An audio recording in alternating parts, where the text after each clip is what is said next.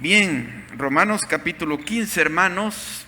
Empezamos este libro Romanos y le pusimos de título De la degradación a la restauración, porque nos habla toda la historia de la caída humana, el pecado, a las profundidades del pecado al cual ha llegado, los intentos del hombre que a través de buenas obras salvarse y los fracasos también en ese camino, pero la respuesta de Jesucristo.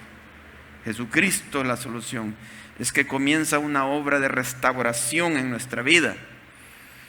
Y ahora estamos ya finalizando y podemos decir que lo que percibo en este pasaje es que Dios nos está compartiendo asuntos que tienen que ver con la madurez espiritual, que es a lo que nos lleva al final de todas las cosas el Señor, a madurar espiritualmente. Así que el propósito de Dios para tu vida es tu madurez en Cristo. Y no creas que Dios va a cambiar el propósito. Él va a perseguir eso hasta que lo logre en Cristo. Como Pablo le dijo a los Gálatas: hijitos míos, por quienes vuelvo a sufrir dolores de parto, hasta que Cristo sea formado en vosotros. Esa madurez en Cristo. Que Cristo sea tu plenitud. Que el carácter de Cristo fluya en ti.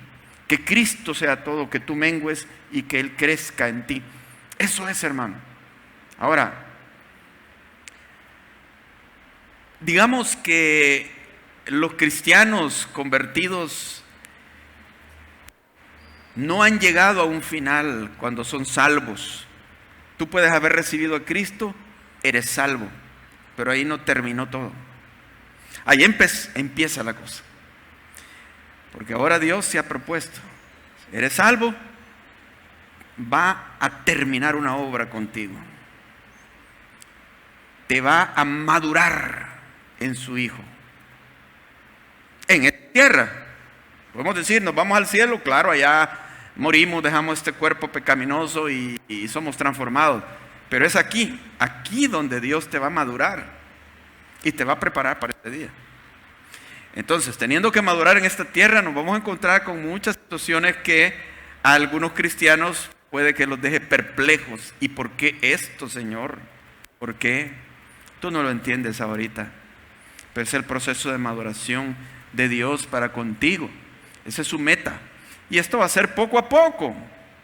Quizás aún la última semana de tu vida vas a estar madurando y conociendo más. Ya cuando pases al cielo, pues allá va a ser el esplendor, la plenitud. Pero aquí tienes que experimentar la plenitud de Jesucristo al grado en que pueda llegar.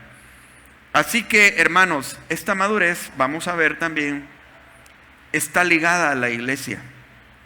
O sea, en otras palabras, no puedes madurar espiritualmente si no estás dentro de una iglesia, si no te congregas. Ese es el plan de Dios, porque dentro de una iglesia Dios ha dejado elementos que te van a dar madurez. Imagínate que tú te vuelves un ermitaño y te consigues una tu cueva allá en el lago de Suchitlán. Así vivía un señor ahí, creo que ya se murió. Ahí no tienes que amar a nadie, no tienes que ser paciente con nadie, tú solo. Pero no vas a madurar. Porque se madura en la iglesia, amando, teniendo paciencia. Y esa es parte del matrimonio también, ¿verdad? La madurez dentro del matrimonio. No se puede de otra manera. Así que te tienes que congregar, tienes que ser parte de una iglesia.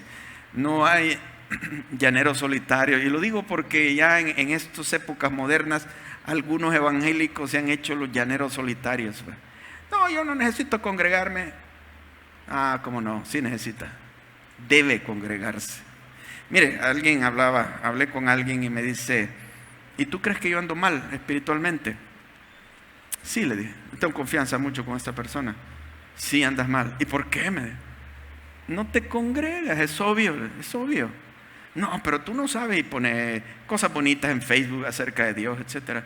No te congregas. ¿Qué dice la Biblia? No dejando de congregarnos, estás desobedeciendo a Dios. No, pero lo que pasa es que tengo un problema para ir y que no estoy bien de salud. No, dejémonos de cosas. Aún antes de tener este padecimiento, no te congregabas. Es algo que tú has decidido no hacer. Entonces, si no es por una, va a ser por otra razón. Y si no es por estas dos razones, te va a buscar una tercera. Y seamos sinceros. Entonces, pongámonos en nuestra mente. Necesitamos congregarnos. Claro, no digo que a veces usted no va a poder venir, pero el punto es no agarrarlo como costumbre, no tomar esa decisión, pues. Y yo le diría a los papás también, no castigan a sus hijos así, porque ya he oído yo de castigos. Vaya, de castigo ya no vas a ir a la iglesia. No, es lo peor que puede hacer, hermano. Castigarlo para que no venga a la iglesia y que no venga a la sociedad de jóvenes. No, hermanos, tenemos que congregarnos, ¿verdad? Ahora, solo así vamos a poder madurar. Usted no va a poder madurar con sus chuchos. Hay gente que prefiere chuchos que gente, ¿verdad? No va a poder madurar así. A sus chuchos lo van a amar siempre y contentos con usted. Pero tengo una esposa y ahí va a ser otra cosa, ¿verdad? Tenga otras personas que son sus hermanos pero piensan diferente. Usted va a tener que tener paciencia, va a tener que dialogar, va a tener que amar. Eso no se hace con los chuchos, va. Lo digo porque son tendencias modernas de cosas que la gente piensa. Pero a lo que voy, pues yo creo que entienden el punto. El hecho es de que maduramos entre hermanos. Lo que se llama verdaderamente madurar, ¿va? No lo que alguien se puede imaginar que está sucediendo en su vida, ¿verdad? Ok. Vamos a leer, bueno, antes de eso quiero darles un panorama de Romanos. Comenzamos acá con el primer punto, como les dije, la caída de los gentiles, o sea, de los no judíos. Esto representa el hombre profano. Pero también cayeron los judíos, siendo religiosos. Aún los hombres religiosos son pecadores igualmente. Y tienen sus otros tipos de pecados, de hipocresía, de arrogancia, de menospreciar a los pecadores, etc. Entonces Dios los da como pecadores a los dos, igualmente necesitados de la gracia de Dios. Vienen aquí los intentos del hombre, pero el hombre es condenado. Dice, no hay justo ni aun uno, no hay quien entienda, lo dice en el capítulo 3. Y viene entonces la solución que los hombres dan, religión. Esa es la gran solución. Religiones, obras, salvación por obras. Y ahí están los hombres tratando, pero dice la Biblia que descarta eso porque el hombre no es capaz de guardar la ley de Dios. Siempre es un pecador, solo que se vuelve arrogante. Y la solución que Dios da es Cristo. Cristo es la única oportunidad de ser restaurados, salvados y restaurados a su imagen. Entonces nos dice que ahora nuestra relación con Él cambia, ya no es de forma legalista bajo la religión, bajo la Torá, sino bajo el Mesías, Jesucristo. Que Él sea nuestra vida. Y entonces así nos convertimos de esclavos a libres. Esclavos en las reglas de la religión, de la ley, ahora libres en una relación con Dios que es como con un padre. Y ya no habéis recibido el espíritu de esclavitud, dice en el capítulo 8, sino para estar otra vez en temor, sino de adopción, por el cual clamamos, Abba, Padre. Él es mi Padre, le obedezco porque es mi Padre. Entonces, esa relación de amor es parte de la restauración. Dios no quiere que seamos religiosos, sino que tengamos una relación de amor con Él, y eso nos va a transformar a la imagen de su Hijo Jesucristo, de su Hijo Jesucristo, no de su esclavo. Aunque en otro sentido decimos, soy siervo de Dios, pero un siervo que también es hijo, es algo más, pero bueno. Y llegamos a lo último, me pasé todos acá, y es donde estamos, a lo que es la madurez. La plena restauración se logra con la maduración en Cristo. No es solo ser salvos, sino que madurar como cristianos. Uno puede ser salvo, estar todavía involucrado en depresión, en temor, en una pasividad, una falta de conocimiento de Dios. No, es más allá. Así que desde que fuiste cristiano te alistaste en la escuela de la madurez, y Dios no va a quitar ese objetivo. Ahora, esto entonces quiero dividirlo en tres cosas que veo hoy en el capítulo 15, relacionadas con la madurez. Uno es la actitud de adulto, actitudes de adulto. ¿Qué diferencia, verdad? Actitudes de adulto. También el amor por la unidad es propio de la madurez, ¿verdad? El amor por la unidad en la iglesia. Y lo otro es la obediencia a la misión. Ahora, quiero, antes de eso, explicar el tema del liderazgo en la iglesia, porque tiene relación. ¿Cómo debe ser el liderazgo en la iglesia? ¿Un liderazgo piramidal o cúbico? ¿De qué estamos hablando? Hablemos primero del liderazgo piramidal. En este tipo de liderazgo en la iglesia, aquí hay un pastor. Puede ser que sea el fundador de la iglesia o el pastor designado. Y él está ministrando a la iglesia, tratando de llevarla hacia lo que Dios quiere. Pero hay un momento en que es como el centro de liderazgo, de autoridad ahí en esa iglesia. Sin embargo, el plan de Dios no es que esto siga así permanentemente, sino que sufra una metamorfosis. Y ustedes pueden ver una diferencia acá, porque esto comienza a abrirse. Podríamos decir que ahora comienza a abrirse porque ya no solo es el pastor, sino que hay otros miembros de la iglesia maduros que también están trabajando para llevar a la iglesia hacia algo. Cada vez hay más miembros maduros. Entonces la iglesia va a llegar a un equilibrio posteriormente. Ahora, si aquí no hay unidad y cada uno tiene su propia iglesita o su propio bando, esto no se va a lograr. Tienen que ser de un mismo sentir para llevar a la iglesia a esto, a lo que es el propósito de Dios, que es un cubo. ¿Qué estamos dando a entender aquí? Que cuando la iglesia va madurando, normalmente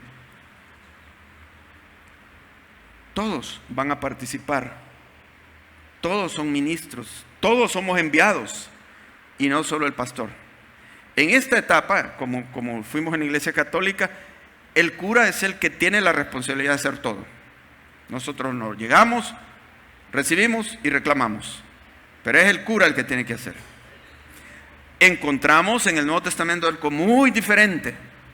Las expresiones son, y aquí la vamos a encontrar en el capítulo 15, que dice, están capacitados. Yo estoy seguro, dice Pablo, que ustedes tienen bondad y conocimiento de tal manera que están capacitados para amonestarse unos a otros. No dice el pastor es el que lo debe, no, amonestarnos unos a otros. ¿Qué quiere decir esto, hermano? Que más hermanos van captando lo que es el ministerio y lo van haciendo. No significa que todos los que estén aquí son pastores, tienen cargos pastorales. Significa que son suficientemente maduros que en las áreas donde ellos están ejercen una influencia espiritual y tienen un mismo sentir. Y eso va produciendo que se van produciendo otros cristianos que van madurando, de tal manera que el cubo es la figura perfecta para que sea la iglesia, porque entonces todos hay una base amplia de cristianos que han tomado su papel y están haciendo la obra del ministerio, no necesariamente, como repito, cargo, se llaman pastor, pero hay la madurez suficiente. Miren lo que dice Efesios. Dice que Dios ha puesto a los profetas, apóstoles, evangelistas, pastores y maestros para perfeccionar a los santos. Son los que se encuentran en esta base. Para la obra del ministerio. Hasta que todos, dice, todos lleguemos a la unidad de la fe. No algunos espirituales y otros no, sino que todos lleguemos a la unidad de fe, a la estatura de un varón perfecto, la estatura de Cristo. Que todos seamos como Cristo. Es una iglesia fuerte, todos ministrando de acuerdo a sus dones, ¿verdad?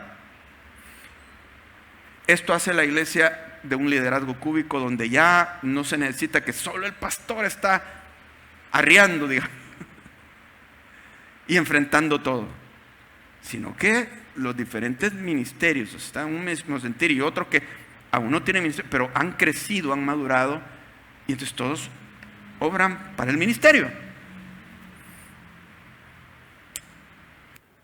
¿Qué forma tiene la ciudad llamada la Nueva Jerusalén en el libro de Apocalipsis?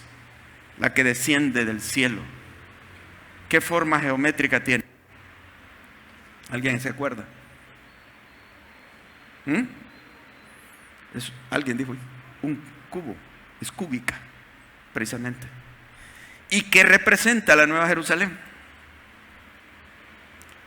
Representa a la esposa del Cordero. Ahí dice que se ha ataviado y ha descendido como una novia, la esposa del Cordero.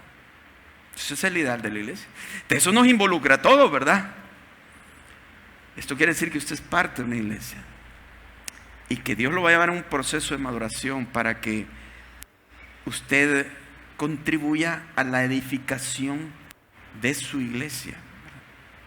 Ahora, de esto vamos a hablar, precisamente es lo que viene, a modo de que lleguemos a esta madurez espiritual, todos. Bien, vamos a empezar con el primer punto, las actitudes de adulto espiritual. Dice en capítulo 15, versículo 1: así que los que somos fuertes debemos soportar la flaqueza de los débiles y no agradarnos a nosotros mismos. Cada uno de nosotros agrade a su prójimo en lo que es bueno para edificación, porque ni aun Cristo se agradó a sí mismo. Antes bien, como está escrito, los vituperios de los que te vituperaban cayeron sobre mí. El primer versículo le va a dar color a todo el capítulo. Los fuertes debemos soportar las flaquezas de los débiles, dando a entender que hay dos tipos de personas en la iglesia: los fuertes y los débiles. Hay otros sinónimos, como por ejemplo ahí en el libro de Hebreos capítulo 5 versículo 11. Nos dice: acerca de esto tenemos mucho que decir y difícil de explicar, por cuanto os habéis hecho tardos para oír. Porque debiendo ser ya maestros después de tanto tiempo, tenéis necesidad de que se os vuelva a enseñar cuáles son los primeros rudimentos de la palabra de Dios. O sea, la intención del Espíritu aquí reflejada por el apóstol que escribió esto es que todos deberían ser ya maestros, dice. Deberían ser ya maestros. Ese es el propósito. Pero no ha sucedido así. O sea, la iglesia todavía no está cúbica. Después de tanto tiempo, ya hubo tiempo para madurar. Pero no ha sucedido, porque no todo cristiano va a madurar a una cierta velocidad, o algunos que nunca van a madurar. Entonces dice: tenéis necesidad de que se os vuelva a enseñar cuáles son los primeros rudimentos de las palabras de Dios, y habéis llegado a ser tales que tenéis necesidad de leche. ¿Quiénes son los que comen leche, hermano? Los niños, los bebés, y no de alimento sólido. Y todo aquel que participa de la leche es inexperto en la palabra de justicia, porque es que niño. Pero el alimento sólido es para los que han alcanzado madurez, para los que por el uso tienen los sentidos ejercitados en el discernimiento del bien y del mal. Habla de maduros y habla de niños en Cristo. Los maduros tienen discernimientos. Esto está bien, esto no está bien. Porque han practicado, o sea, oyen las cosas y las ponen en práctica. Los niños no, los niños oyen, nunca crecen, ¿verdad? Oyen y no sé si cuestionan en su mente o quizás se los olvida, les va o dicen yo no estoy de acuerdo y a saber qué sucede. Entonces no llegan a madurar, ¿verdad? Eso sucede dentro de una iglesia. Los fuertes debemos de soportar las flaquezas de los débiles. Ahora, como Cristo lo hizo, dice. ¿Se dan cuenta? Pone a Cristo como nuestro modelo. Y es donde debemos de preguntarnos, ¿qué quiere Cristo? ¿Qué hizo Cristo? ¿Cómo lo hizo Cristo? Ser como Cristo. Eso es lo que el cristiano que va madurando piensa. Pero el cristiano que no madura es aquel que no pone a Cristo, sino que sus emociones, sus deseos, lo suyo propio, se queda estancado. Ahora, esto tiene que ver, hermano, no con el tiempo. La madurez no tiene que ver con el tiempo, todo el tiempo que yo he sido cristiano. O sea, que entre más años tengo de ser cristiano soy más maduro. No es así. No sucede así. Puedo tener 50 años de ser cristiano y ser inmaduro. Sí, sucede todo el tiempo. Y pueden haber cristianos que tienen un añito, decimos, 2, 3, 4. Miren, pero son tan maduros. Entonces, ¿en qué consiste? En las actitudes que decidimos tomar en la vida. Ahora,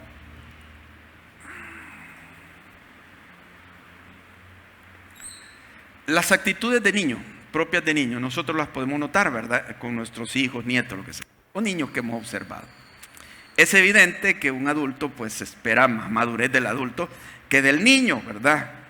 Es propio de ellos y hay que tener paciencia, ¿verdad? Pero, y es lo que dice, los fuertes debemos soportar las flaquezas de los débiles. Y usted, mi hermano, usted es el varón, soporte. Que yo no entiendo, que mi esposa aquí, que mi esposa allá. Usted es el macho, usted es el varón, usted es el hombre, el que aguanta, ¿verdad? La paciencia. Usted es el espiritual, ¿o no? A veces sucede que las mujeres son las maduras y el hombre no. O sea, no debería ser así, ¿verdad? Pero sucede. Ahora, actitudes de niño. Yo recuerdo que, no sé qué, 5, 7, 8 años, a ver qué tenía. Cuando me pegaban, me recuerdo irme a mi cama a llorar. Y yo pensaba de esta forma: a mí nadie me quiere en esta vida, nadie me quiere. No era así, sí me querían, hermano. Y a lo largo de la vida pude comprobar que mis papás me amaron. Y decían: no, nadie me quiere, porque me habían corregido. ¿Qué es eso? Es una actitud infantil, ¿verdad? Actitud de niño. Mis sobrinos, tengo 2 sobrinos varones, ya grandes, ¿verdad? Pero de pequeños al mayor le recetaron usar anteojos. Y fueron a comprar los anteojos. Y el menor se pone a llorar y hace un gran berrinche gritando que por qué solo a él y a mí no me quieren, no me compran anteojos. Claro, él no podía entender las razones de aquella situación. Su actitud, pues, de niño, él es niño. Pongámonos a pensar que también en la iglesia, digamos, entre miembros de la iglesia, pueden suceder cosas así. Expresiones y actitudes de inmadurez. Pero aquellos que son espirituales, reaccionen o reaccionemos como espirituales. Vaya, digamos que hay alguien que no te saluda cuando pasa. Esta hermana nunca me saluda. ¿Qué tiene contra mí? O un hermano no me saluda. Ah, pues yo también no lo voy a saludar. No, hermano. Tú eres el maduro. Salúdale, aunque no te saluden. No, es que no me aman. Que no. Piensa de forma madura. Ya tienes el amor de Jesucristo. Pero fuerte, no te están haciendo ningún daño con que, ay, que me vio mal. No te están haciendo ningún daño. Tú puedes verle bien. O sea, son actitudes de maduro que uno tiene que discernir si las está tomando o no las está tomando. Yo puedo analizar mi corazón. Bueno, ¿y esto que me ha pasado a mí? ¿Es un berrinche el que tengo o qué? Pues a veces uno hace berrinche, ¿verdad? Me estoy portando caprichosamente. Uno debe reflexionar, no, tengo que ser maduros, eso es lo que se espera de mí. Miren, el hermano John Piper, algunos lo conocen, un escritor, un hombre referente en el evangelio, el mundo evangélico. Le oí decir hace muchos años, fui a un congreso donde él predicó y dijo lo siguiente, a mí me asombró eso.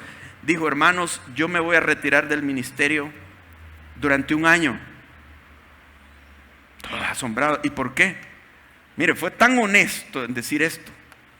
Es que tengo que trabajar con mi propio corazón. Yo he encontrado que cuando mi esposa me hace una observación, mi esposa me da una exhortación, me corrige en algo, yo me molesto a tal punto que me aíslo y me encapricho. Así dijo el hombre, hermano. ¡Wow! ¿Quién va a decir eso? ¿Y quién se va a retirar del ministerio por algo así? Lo digo, si a él le sucede, ¿cómo no nos sucederá a nosotros algunas cositas, verdad? Pero también admiro el hecho de que es tal su madurez que reconoce su inmadurez en esa área. Eso es de maduros, hermano. Reconocer áreas inmaduras todavía en nuestro corazón. Y asumir cambiar. Se voy a cambiar. Es de niños. ¿Son berrinches? ¿Son caprichos? ¿O es una actitud madura de adulto la que estoy tomando? Y con los demás hay que hacerlos. Los fuertes deben de soportar las flaquezas de los débiles. Y no agradarnos, dice, porque Cristo no se agradó, dio su vida por nosotros. No, o sea, no pensar en mí. Pensar en Dios, en lo que Dios quiere que se haga. Cristo lo hizo para edificar a otros. Llegará su tiempo en que van a madurar, pero quizás mi ejemplo de madurez va a madurar a otros. El ejemplo de madurez de un varón puede ayudar a su esposa, o a veces el ejemplo de madurez de una esposa ayuda también al varón. Vamos ejerciendo influencia, hermanos, en otros. No nos portemos como otros. Y le digo aún a esta gente mayor, están unos caprichos. A veces señores mayores, señoras mayores, le agarran unas cosas que, wow, como niños, simplemente. Calma, calma, usted pórtese como maduro, ¿verdad? Le va a ayudar, va a bendecir a esa persona, teniendo ese equilibrio. ¿No será que a veces hijos tienen que lidiar con papás? Que debería ser lo otro, ¿verdad? Y actitudes inmaduras, pero con amor, ¿verdad? Pórtese usted maduramente. No sabemos qué está pasando también en la persona que se está comportando así, pero usted puede ayudar a muchos para edificación. Ahora, quiero tocar este tema. Los papás se portan maduramente, no se van a poner en el plano de pelearse con los hijos. Es el papá. Todos nosotros deberíamos de tener una actitud paternal o maternal. Ustedes son papás, son mamás espirituales. Ayudar a otros creyentes nuevos, jóvenes, creyentes inmaduros. Suena feo esta palabra porque suena ofensivo que le diga, sos un inmaduro. Estamos observando el fenómeno, no dando un calificativo, ¿verdad? Pero un papá es responsable, una mamá es responsable. No deja, por ejemplo, tiradas las cosas. Es de un niño propio que te prometió algo y a la hora se le olvidó. Y él no le importa pues dejarte plantado. Un niño, pero un niño. Pero ya un adulto es cumplido en lo que dice, ¿verdad? La obra del ministerio necesita eso. Y ser papá espiritual es diferente de ser paternalista. A la paternidad me refiero cuando un papá tiene a su niño, pero él piensa en ese hijo que lo va a formar para que sea un hombre justo, correcto, para que cumpla su misión en la vida. Entonces lo lleva a una meta. ¿Cómo es Dios con nosotros? ¿Es paternalista o es padre? Es padre. Que a veces me tiene que hacer llorar. A veces a un hijo hay que hacerlo llorar. No digo que lo pellizque, no, ni que va a ser así, pero quizás en alguna ocasión que usted lo corrigió o algo, lloró. Eso me duele, pero tengo que hacerlo. Pero otros papás prefieren no hacer eso, sino que piensan en sí mismos. Ay, es que a mí me da no sé qué pegarle ahora, corregirla. Está pensando en quién, en sí mismo o en sí misma. Es que yo la amo, por eso. No, es que no quiere tomarse la molestia de moldearla, sino hay que dejarla así. Dele lo que quiera. Entonces el paternalismo es consentir, no desafiar al hijo, aprender algo, a levantarse, a ayudar, sino que yo te lo voy a hacer todo. Y lo anda cubriendo. Entonces esos nunca maduran, llegan a adultos inmaduros. Sus papás no los hicieron madurar. Entonces, en el sentido espiritual eso puede suceder cuando tenemos gente a nuestro cargo en un ministerio o tenemos discípulos. Si nos volvemos paternalistas, vamos a hacer que esas personas estén dependiendo de nosotros emocionalmente toda la vida. No, hay momentos, hermano, vas a predicar. No, ¿cómo no? Yo ya no voy a estar, alguien se tiene que hacer cargo de este grupo, te voy a preparar. No, ¿qué vamos a hacer sin usted? No, hermano. O sea, que hay que aventarlos al agua, a que naden. ¿O no? Si no, nunca va a aprender a nadar. Fue una excursión por ahí, se ahogó, porque el papá y la mamá no les enseñaron. Tenemos que prepararlos espiritualmente, tenemos que cumplir una misión, que es lo que Dios quiere, que seamos pescadores de hombres, que lleguemos a una madurez. Entonces a un hermano podemos hacerle una observación: hermano, te veo fallando en esto. En lugar, no, mejor no le digo nada, ¿verdad? Y vaya, cuando un papá y una mamá, por ejemplo, la mamá corrige al hijo y el papá no lo corrige, ¿ustedes a quién creen que va a buscar ese hijo? Al papá, porque no lo corrige. A menos que sea un hijo madurito. Me refiero a que por sorprendente que parezca, pero hay niños que reconocen que quien los corrige los ama. Y a veces se aferran al que más los corrige. Y van sintiendo más el amor de esa persona. Así tiene que ser. Si usted no los corrige, si lo que tenemos en el liderazgo es un paternalismo, la gente no va a madurar dentro de una iglesia. Tenemos que retarlos, quitarle los miedos. Hagámoslo.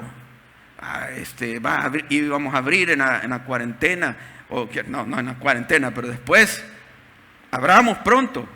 No, que no sé qué, que todavía. No, abramos pronto. Y comenzamos, hermanos. Vamos a dar un ejemplo de valor en lugar de, no, vamos a esperar un año, unos 2 años y quizás por internet. Entonces, imagínate que hubiera persecución. No, pues ya no seamos cristianos, nos van a perseguir. No. Cristo no fue así.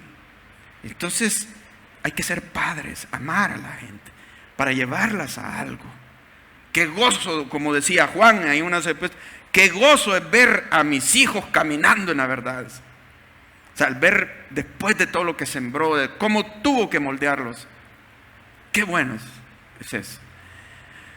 Así que vamos al segundo aspecto de la madurez. Amor por la unidad. Versículo 7 nos dice así. Por tanto, recibíos los unos a los otros, como también Cristo nos recibió, para gloria de Dios. Pues os digo que Cristo Jesús vino a ser siervo de la circuncisión para mostrar la verdad de Dios, para confirmar las promesas hechas a los padres y para que los gentiles glorifiquen a Dios por su misericordia, como está escrito: por tanto yo te confesaré entre los gentiles y cantaré a tu nombre. Y otra vez dice: alegraos gentiles con su pueblo. Y otra vez: alabad al Señor todos los gentiles y magnificadle todos los pueblos. Y otra vez dice Isaías: estará la raíz de Isaí y el que se levantará a regir a los gentiles, y los gentiles esperarán en él. Ahora, recibíos unos a otros. Se da cuenta que viviendo solito como un ermitaño esto no se puede hacer. Esto solo se hace en iglesia. Recibíos los unos a los otros, como Cristo. Esto quiere decir no discriminación a nadie por raza, por cultura, por por trasfondo pecaminoso tampoco. Recibíos. ¿Cómo te recibió Cristo? ¿Estará Cristo pensando todavía, este me las debe? Las cosas que hizo hace 10 años, hace 20 años, todavía todavía lo rechazo, te está ganando, tenés que ganártelo, todavía no. No. ¿Qué le dijo al ladrón? Hoy mismo estarás conmigo en el paraíso. Esa bondad que nos ha mostrado también a los demás, pero con un verdadero concepto. Dice que nos recibió sin ser judíos. Los judíos nos rechazan, pero su Dios nos recibe. Además dice que Cristo se sometió a la ley para mostrar la verdad de Dios, dice aquí, para mostrar la verdad de Dios. ¿Qué quiere decir eso? Que Él nos recibe en base a la verdad de Dios. Esto contradice el concepto de aceptación de nuestra época. Si se presenta ante mí una persona que me dice, yo soy un alien, ¿está bromeando? No, es cierto. Yo nací en otro planeta. Y ahí me razona lo que él quiere. O viene otro y me dice, yo soy jirafa. Wow.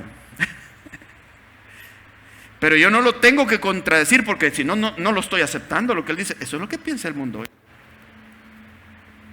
Un hombre es hombre y te dice que es mujer. Pero le dices que no, lo contradices. Uy, pertenece a un grupo de odio. Wow, tengo que quitarme mi cerebro para... No, mire lo que dice. Cristo se sometió a la circuncisión, a la ley para mostrar la verdad de Dios. O sea, Cristo nos acepta en base a la verdad. Él nos va a corregir lo que no es verdad. Y no quiere decir que nos odie.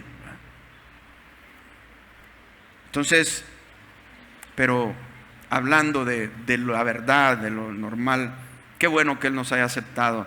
Entonces nosotros debemos de aceptarnos unos a otros. Y de esa manera debemos de glorificar a Dios en verdad. Dice en el versículo 9, para que los gentiles glorifiquen a Dios por su misericordia, como está escrito. Dice en el versículo 13, y el Dios de esperanza os llene de todo gozo y paz en el creer, para que abundéis en esperanza por el poder del Espíritu Santo. Que abundéis en esperanza. Dios os dé gozo y paz en el creer. En el creer. Gozo y paz en el creer. Yo puedo decir que si no tengo gozo y paz, ¿por qué? No le creo a Dios. Si le creo, voy a tener gozo y paz. Porque hay tanta promesa preciosa. Y dice que voy a abundar en esperanza. Entonces tenemos que revisar nuestra vida, ¿verdad? Y creerle a Dios. Y tener esperanza. Dios nos va a sacar adelante, Dios nos va a ayudar en todo. Lo ha hecho y lo va a seguir haciendo. Entonces hay que ver lo mejor de Dios. Entonces, bueno, todo es lo mejor de Dios. Todo lo de Dios es bueno. Hay que ver a Dios, mejor dicho. Así que tengamos en cuenta esto. Lo otro es en el versículo 14 que dice, pero estoy seguro de vosotros, hermanos míos, de que vosotros mismos estáis llenos, dos cosas acá, de bondad y llenos de todo conocimiento, de tal manera que podéis amonestaros los unos a los otros. ¿Sabe cuáles son dos características que debe tener un buen consejero según la Biblia? Bondad y todo conocimiento. Entonces dice Pablo, estoy seguro que ustedes están llenos de bondad, de tal manera que podéis amonestarse unos a otros. No está diciendo para que el pastor los amoneste, no. Unos a otros. El ministerio es así, la iglesia es cúbica. Entonces, todas sus partes son simétricas. El cubo es así. Esto quiere decir que no hay ministerios mayores que otros, no hay ministerios mejores que otros. Todo tiene que estar estandarizado dentro de un cubo, dentro de la iglesia. No hay personas más importantes que otras. todos son importantes. Y como en Corintios dice también, para que no haya desaveniencia en el cuerpo. Y aún aquellos que parecen menos necesarios son los más necesarios, para que no haya desaveniencia. Entonces, esto nos muestra, hermanos, que todos hemos de ministrar. ¿Se ha puesto a pensar usted en esto? Pablo mandó varias cartas a las iglesias, a los romanos, a los corintios, a los cristianos gálatas, a los de Éfeso, de tesalonicenses. ¿Menciona Pablo a los pastores de esas iglesias? Los menciona. ¡Wow! Esto me llama la atención. Ni un nombre de ningún pastor allí. ¿Y qué pasaba? ¿No tenían pastores? Sí tenían. Porque se ve en el libro de los Hechos el cuidado que tenía Pablo de establecer pastores. Y Pablo le da órdenes a Timoteo de que establezca pastores, y a Tito, que sepan escoger los pastores. En la Biblia hay tres nombres sinónimos en relación a la figura del pastor. Se les llama pastores, se les llama obispos y se les llama ancianos, pero es la misma función. No había pastores en Corintios, y había un gran problema en Corintios. Sí había, y en Gálatas. Pero ¿por qué no los menciona? Bueno, esta es opinión mía. Yo creo que Pablo pensaba estratégicamente en la iglesia como un cubo, precisamente. Porque lo lógico en nuestros días, así como se manejan las cosas, decimos, bueno, la iglesia de Galacia tiene problemas. Hablemos con el pastor, hablemos con los pastores.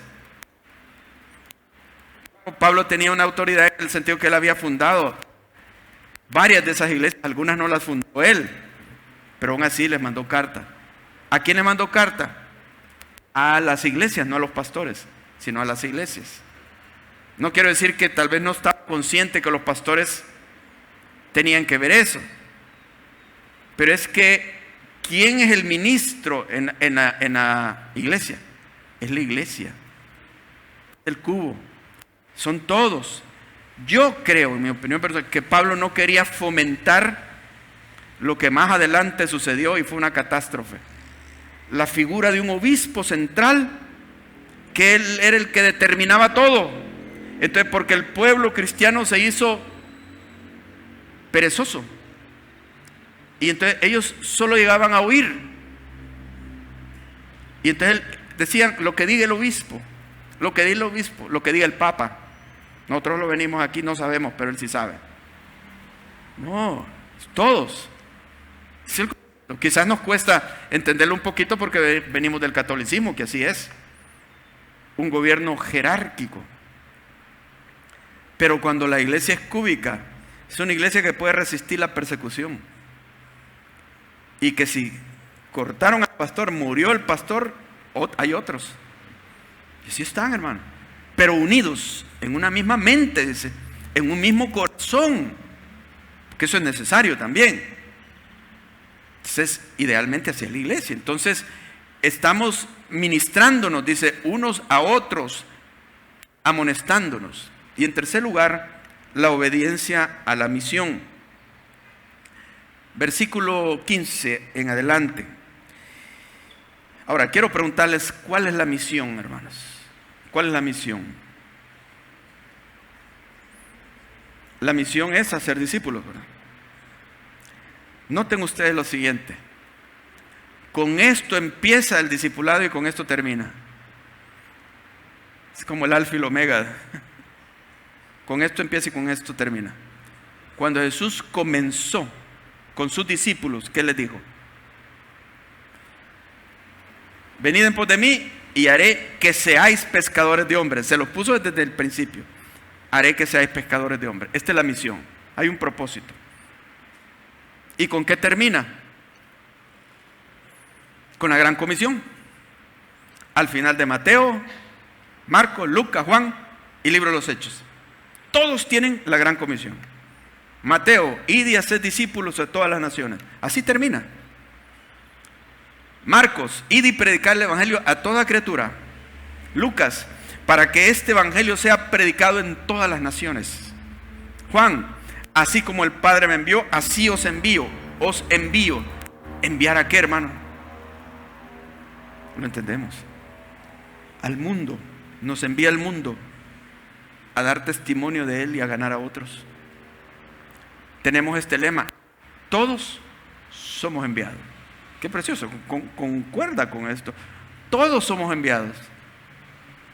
¿Y cómo empieza el libro de los Hechos? Que ya es el final también de los evangelios, en un sentido, el mismo momento. Recibiréis poder cuando haya venido sobre vosotros el Espíritu Santo y me seréis testigos en Jerusalén, Samaria y hasta lo último en la tierra. Judea, Samaria y lo último en la tierra. Testigos. Entonces, parte de la madurez es: Dios me ha llamado y voy a ganar a otro. Porque la madurez completa no podría ser solo de que yo ya soy transformado, ya he solucionado mis problemas. Qué bonito. Y la gente me admira porque soy un gran cristiano. Pero la pregunta es: ¿está llevando a Cristo a otros cristianos, a otros inconversos? ¿Los está ganando para Cristo? Si no, es que eso hace falta. Porque eso es madurez, llevar a otros, a ser discípulos. Mire, cuando uno está pensando en discípulos, ya no piensa mucho en uno mismo, ¿verdad? Es como los hijos, que dicen que cuando vienen los hijos, ya la atención de los papás está en los hijos. De los hijos espirituales, eso provocan en el cristiano. Esta persona se convirtió conmigo, yo lo voy a llevar a un discipulado. Entonces se madura discipulando a otros. Ahora, algunas cosas, a ver, aquí es lo que les he dicho. Pablo está hablando de su ministerio. Está diciendo que Dios lo llamó a ministrar a los gentiles. Consciente. ¿Cuál es tu ministerio? ¿A qué Dios te ha llamado?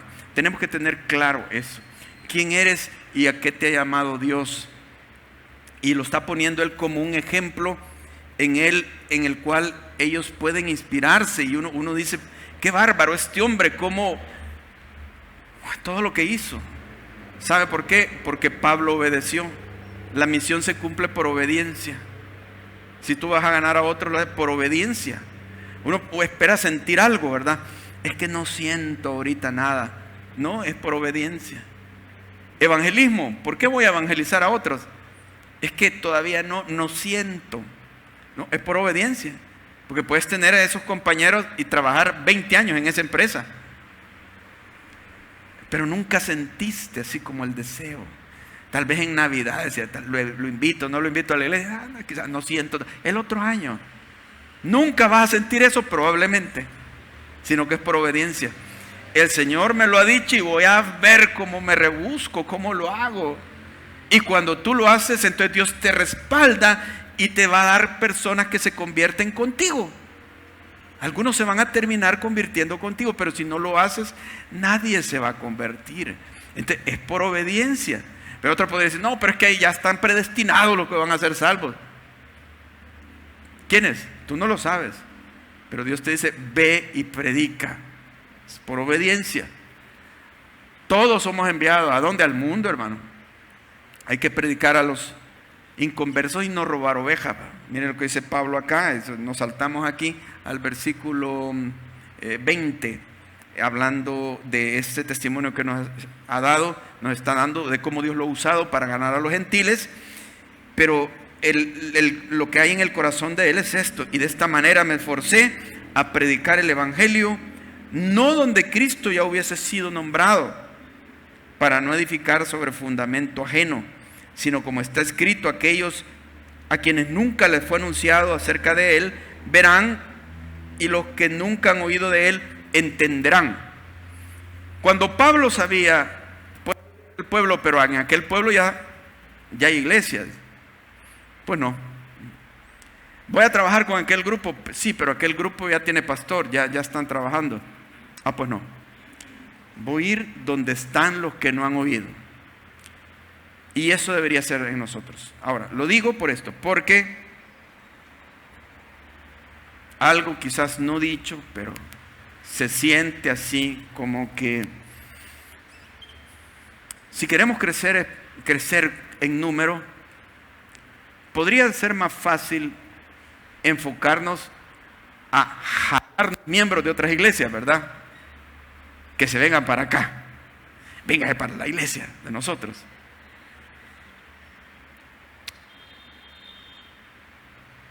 El no tener aire acondicionado podría ser una dificultad porque otras iglesias tienen aire acondicionado. Hoy mucha gente se mueve porque me gusta más allá, me es más conveniente. Podría ser. No digo que está mal una decisión así, pero digamos si nosotros pusiéramos aire acondicionado y poniéramos circunstancias mejores que otras iglesias, podríamos atraer. Y entonces, me voy para allá porque allá hay parqueo, porque hay esto, porque lo... Podría ser. Pero si ponemos aire acondicionado, no es de atraer gente de otra iglesia, sino a ¿quiénes? A los inconversos. O sea, no es nuestro interés atraer personas de otras iglesias. Si vienen por ellos mismos, amén, gloria a Dios, y sean bienvenidos. Pero no encontraron ninguna propaganda ni ningún espíritu ahí en los miembros de vénganse para acá y a darnos a la persecución de evangélicos para que nuestra iglesia crezca. Por eso cuando hacemos actividades evangelísticas les decimos traigan amigos inconversos, invitados, porque es más fácil invitar a un evangélico y va a asistir, pero los inconversos cuestan, ¿verdad? Pero esos son los que valen, hermano. No digo que los hermanos no también, pero es que el objetivo es ellos, los no creyentes. ¿Qué dice la palabra? Hay gozo en los cielos cuando un pecador se arrepiente. Pero no dice, hay gozo en los cielos cuando fulano de tal se pasó para tal iglesia. Eso no tiene ninguna trascendencia, hermano.